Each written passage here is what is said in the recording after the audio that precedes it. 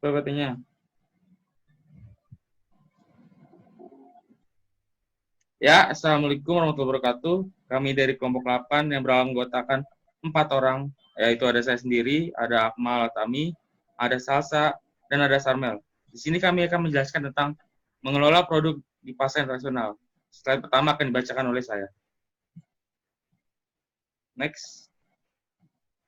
Yang pertama itu adalah manajemen produk. Nah, manajemen produk itu sendiri adalah sebuah fungsi di dalam sebuah organisasi yang bertugas untuk merencanakan, meramalkan, memproduksi maupun memasarkan sebuah produk. Nah, di sini kegiatan pemasaran dalam mengolah produk-produk perusahaan dapat dibagi dalam 3 kelompok, yaitu mengolah lini atau lini produk perusahaan. Nah, di sini harus diketahui penjualan dan laba tiap unit produk dalam lininya untuk menentukan unit produk mana yang akan dikembangkan, dipertahankan, dikurangi, atau dihentikan. Mereka juga perlu memahami profil pasar di tiap produk. Lalu yang kedua adalah mengembangkan dan meluncurkan produk baru atau produk-produk baru juga. Nah, di sini mengembangkan produk baru juga berfungsi untuk memperlebar segmen pasar. Dengan mengembangkan produk baru, maka siklus hidup produk bisa dijaga agar tetap dalam pertumbuhan dan kedewasaan. Yang terakhir ada mengelola merek secara strategis. Dalam mengelola merek, perusahaan harus membuat keputusan tentang positioning merek, pemilihan nama merek, sponsor merek, dan pengembangan merek. Nah, positioning merek ini yang paling kuat membentuk kepercayaan dan nilai konsumen yang kuat. Ya, next. Lalu ada penggolongan produk. Nah, di sini penggolongan produk dibagi menjadi 4, yaitu ada produk dan merek lokal, produk dan merek internasional, produk global dan merek global, dan produk dengan pendekatan moduler. Nah, perbedaan internasional dengan global itu adalah kalau lokal itu berhasil di sebuah pasar nasional, kalau internasional itu ditawarkan di beberapa pasar host country di berbagai wilayah tertentu. Nah, kalau global itu seluruh dunia. Ya, next. Nah, yang ketiga itu adalah hal-hal yang perlu dipertimbangkan dalam menentukan strategi produk internasional. Nah, di sini unsur-unsur produk itu dibagi menjadi 5, ada desain produk, ada kualitas, ada penetapan merek, ada kemasan dan garansi. Nah, desain produk ini harus memutuskan apakah desain produk distandarisasikan, harus disesuaikan dengan permintaan pasar setempat. Dan di desain produk ini ada faktor-faktor yang dipertimbangkan dalam menentukan pilihan antara 2 pilihan tertentu itu. Ya, selanjutnya. Next. Nah, unsur-unsur untuk pelayanan dibagi menjadi 5, ada desain pelayanan, ada nama pelayanan, sistem pengiriman, ada lokasi dan tingkat mutu layanan. Di sini kalian sudah mau tahu ya apa saja itu desain pelayanannya, nama pelayanannya, lokasi, dan sebagainya. Lanjut.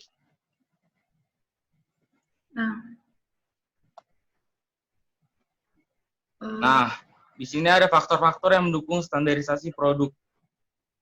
Dibagi menjadi 9.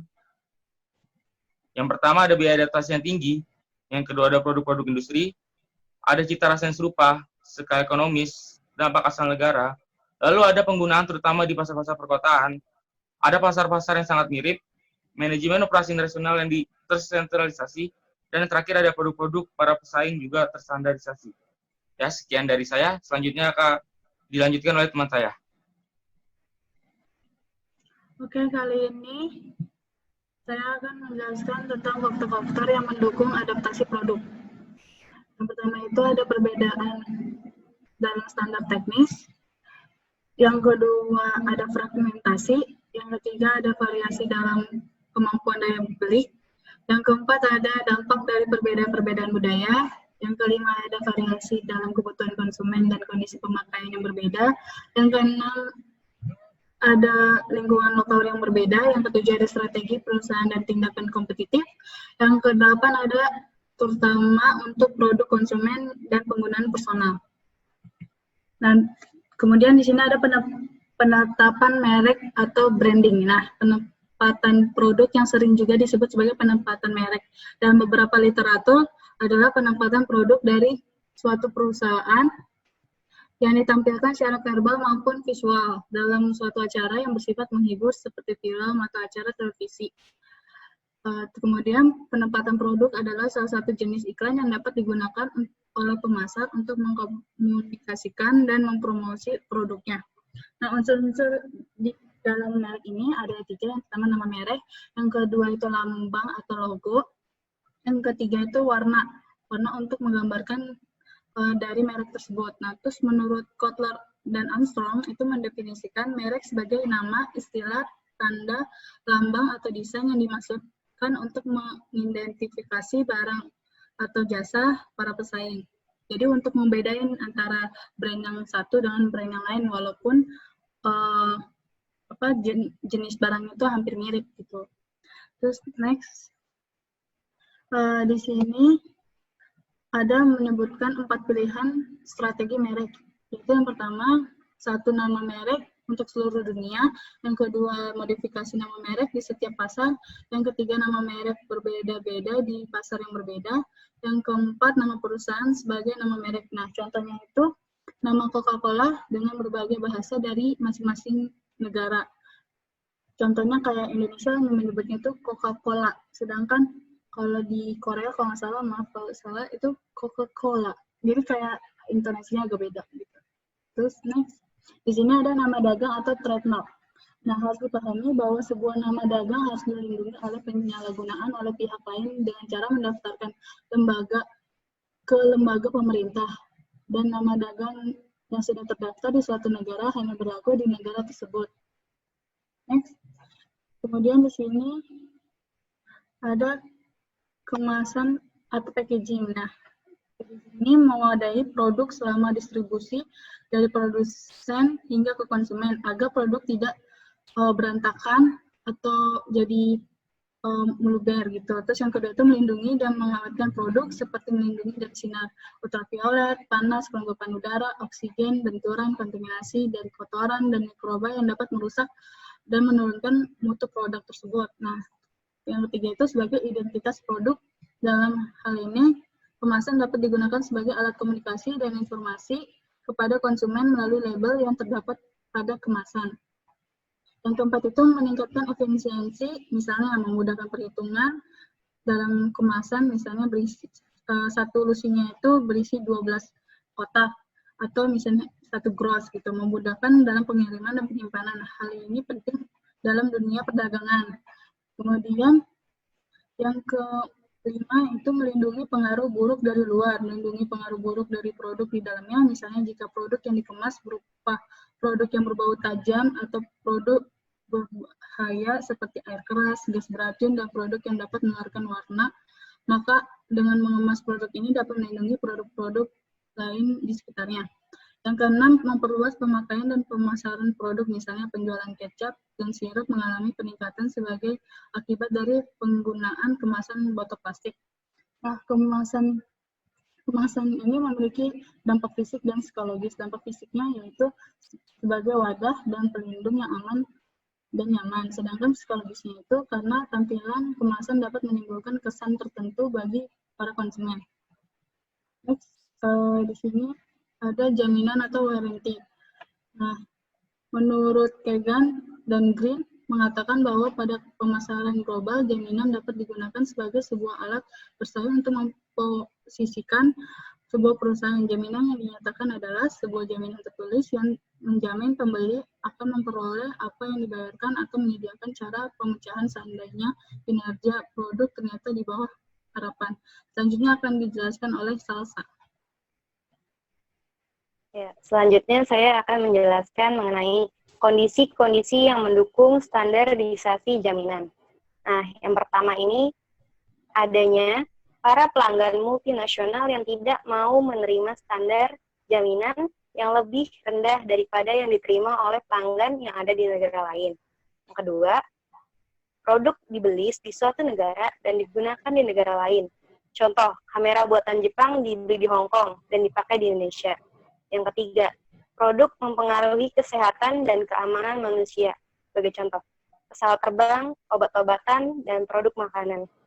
Yang keempat, jika perusahaan menawarkan produk standar secara global, perlu disertai dengan standarisasi jaminan. Next. Nah, selanjutnya, kondisi yang mendorong adaptasi jaminan di pasar host country yang berbeda. Yang poin pertama, persaingan lemah dan perusahaan tidak merasakan adanya tekanan untuk menambah biaya dengan menerapkan standarisasi jaminan. Yang kedua, bila terdapat banyak sumber produksi dengan tingkatan mutu yang berbeda-beda. Yang ketiga, perbedaan dalam kondisi penggunaan dapat menyebabkan sebuah produk lebih cepat rusak. Yang keempat, kurangnya jaringan pelayanan internasional menyebabkan sulitnya memenuhi jaminan yang standar. Yang kelima, jaminan yang lebih baik yang diperlukan oleh sebuah perusahaan baru untuk mengatasi kurang terbiasanya pelanggan dengan produk perusahaan, serta untuk menambah pelanggan dan pangsa pasar atau market share. Next. Nah, yang selanjutnya ini ada strategi lini produk internasional. Next. Menurut Yao pada tahun 1995, mengemukakan 3 pilihan strategi lini produk yang dapat dipertimbangkan oleh sebuah perusahaan internasional atau global. Yang pertama itu ada Epiccat. Produk yang dipasarkan di home country juga dipasarkan di host country. Yang kedua ini ada Develop Subset. Di pasar internasional, perusahaan hanya memasarkan sebagian dari lini produk yang dipasarkan di home country. Selanjutnya ada Develop Subset with additional new product. Nah, perusahaan hanya memasarkan sebagian dari lini produk yang dipasarkan di home country, namun juga meluncurkan produk baru untuk memenuhi permintaan di host country. Next. Nah, yang selanjutnya ini ada siklus hidup produk internasional. Nah, yang pertama ini ada perkenalan atau introduction. Ya, adalah tahap pertama dalam siklus hidup produk di mana produsen memperkenalkan produk barunya kepada pasar atau masyarakat umum.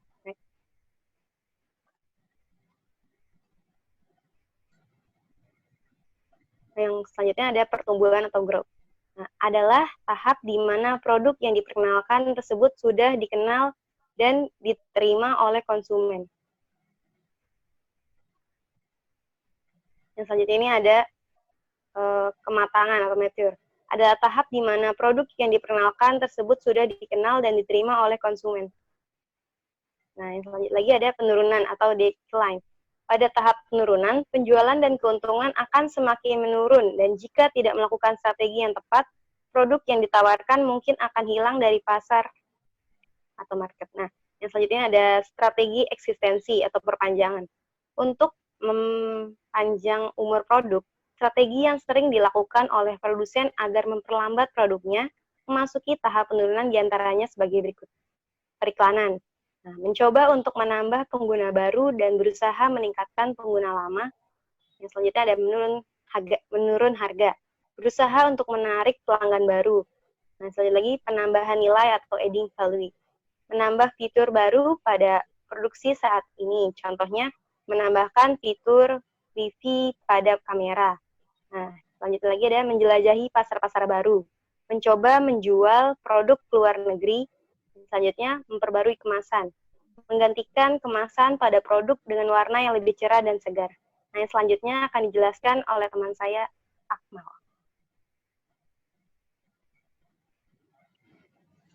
Untuk selanjutnya, kita akan membahas tentang pengembangan dan peluncuran produk baru. Kotler dalam bukunya Marketing Management tahun 2009 mengungkapkan bahwa ada 8 proses pengembangan produk baru, yaitu yang mencakup pemunculan gagasan, penyaringan gagasan, pengembangan dan pengujian konsep, pengembangan strategi, analisis bisnis, pengembangan produk, pengujian pasar, dan komersialisasi. Dalam setiap tahapan tersebut, manajemen akan mereview dan mengambil keputusan apakah lanjut atau menghentikan proses pengembangan tersebut. Selanjutnya ada internasionalisasi proses pengembangan produk. Sumber-sumber pengembangan produk baru terdapat, yaitu ada kantor pusat, pasar-pasar acuan, anak-anak dari perusahaan, Lalu ada licensing dan teknologi asisten, mengimpor teknologi dari produk baru, mengakuisisi, usaha patungan atau joint venture, aliansi, konsorsium, dan pesaing.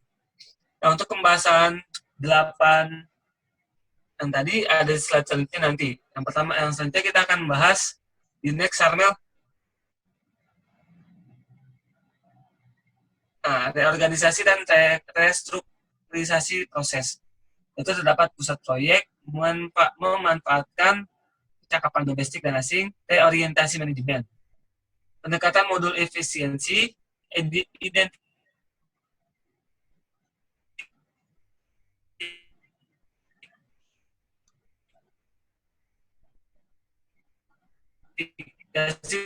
sumber-sumber ide baru dan pasar potensial. Selanjutnya,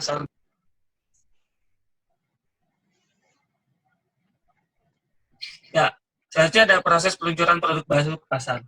Yang terdapat 8 poin yang disebutkan Kotler dalam bukunya pemasaran pada tahun 2009. Yang pertama ada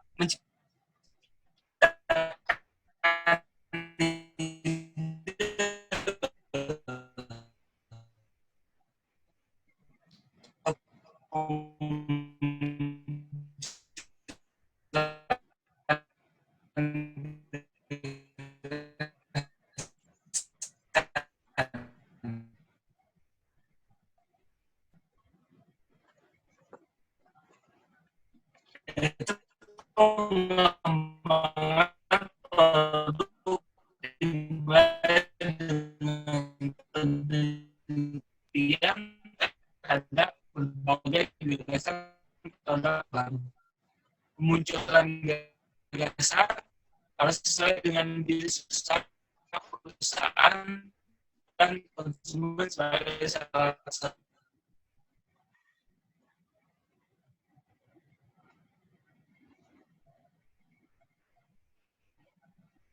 Akmalnya keluar, Mel. Ya. Belum dong. Iya. Belum. Enggak usah. Ntar biar Akmal aja nambahin punya dia. Diedit dikit. Gak bisa ngedit gue. Stopin dulu. Ntar tinggal bagiannya Akmal ngomong. Enggak, ntar.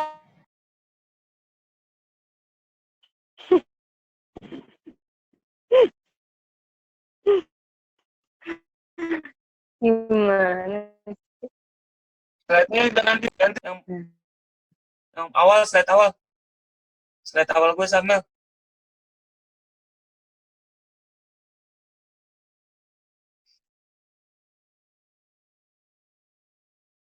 Slide awal gue. Atasnya lagi. Nah. Dah. Dan selanjutnya akan dijelaskan oleh saya, yaitu tentang pengembangan dan peluncuran produk baru. Kotler dalam bukunya Marketing Management pada tahun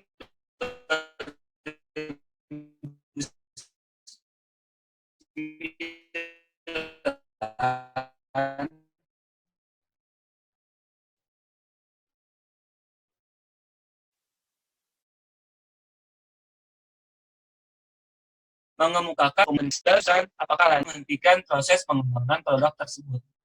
Next.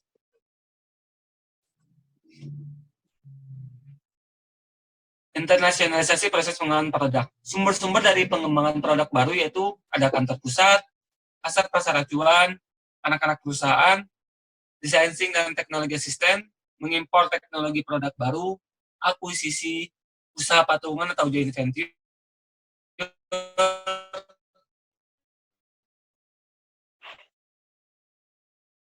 analis. Next.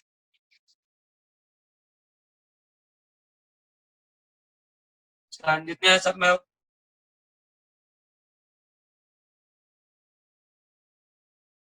Reorganisasi dan restrukturisasi proses.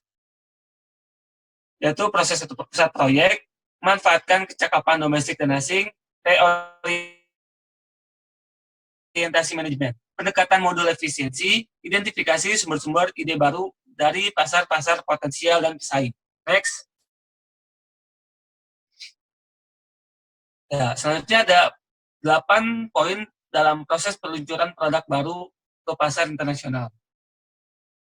Yang pertama ada menciptakan ide atau gagasan, yaitu pengembangan baru dimulai ketika penelitian terhadap berbagai gagasan produk baru. Munculnya gagasan tersebut harus sesuai dengan jenis usaha dan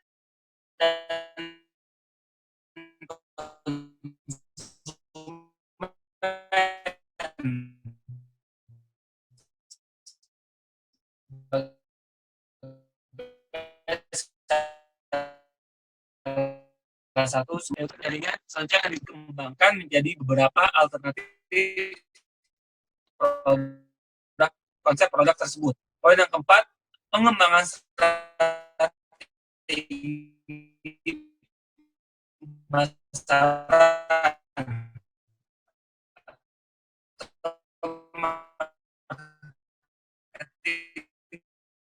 Strategi untuk menempatkan produk yang telah direncanakan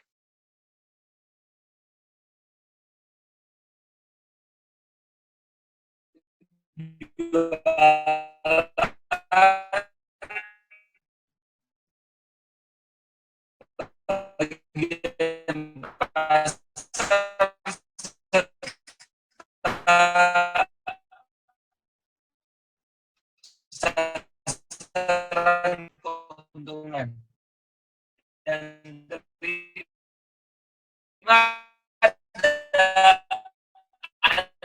analisis usaha, bisnis analisis. Yang keenam, pengembangan produk dan strategi perencanaan.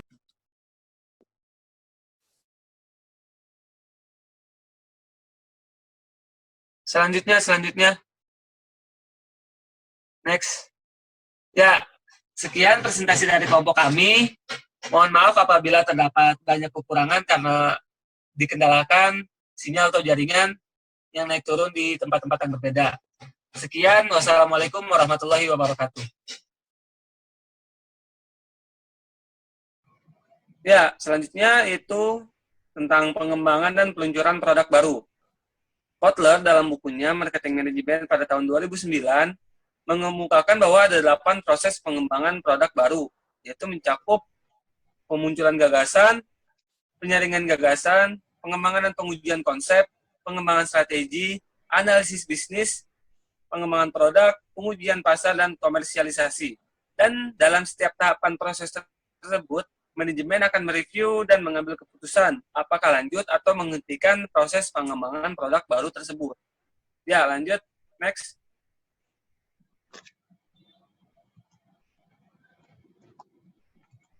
Next.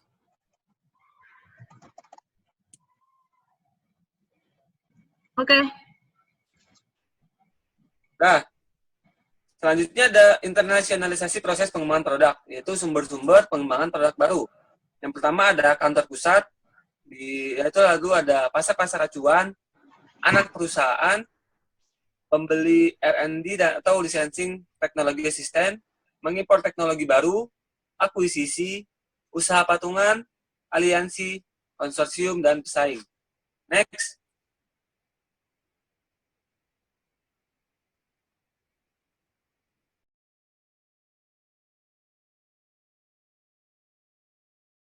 Selanjutnya ada reorganisasi dan restrukturisasi proses. Yaitu dalam hal tersebut ada pusat proyek, manfaatkan kecakapan domestik dan asing, reorientasi manajemen, lalu ada pendekatan modul efisiensi, identifikasi sumber-sumber ide baru dari pasar potensial dan pesaing. Next.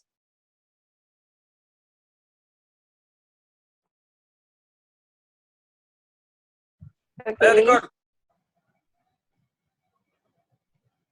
Ya, selanjutnya itu ada proses peluncuran produk baru ke pasar. Terdapat 8 poin, seperti yang disebutkan Kotler dalam bukunya Marketing Management.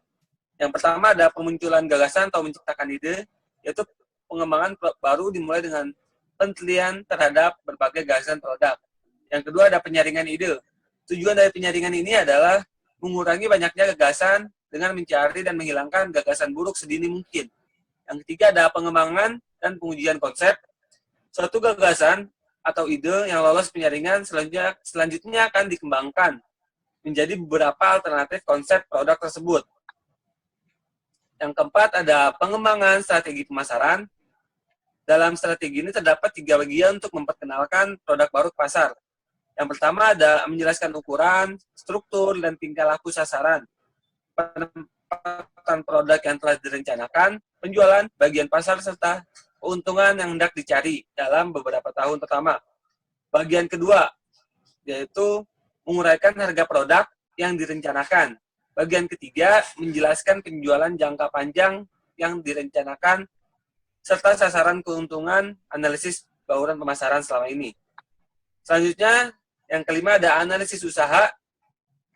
Yang keenam ada pengembangan produk. Bila konsep produk telah lolos dari uji analisis usaha, konsep itu lalu menuju riset dan pengembangan atau rekayasa yang dikembangkan menjadi produk fisik.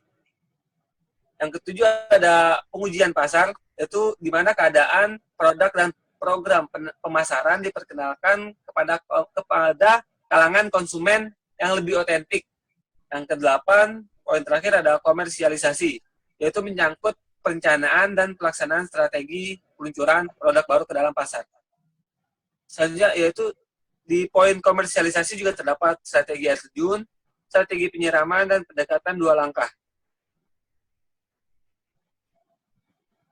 Ya, sekian presentasi dari kelompok kami. Mohon maaf apabila terdapat banyak kekurangan. Wassalamualaikum warahmatullahi wabarakatuh. Nah. Iya,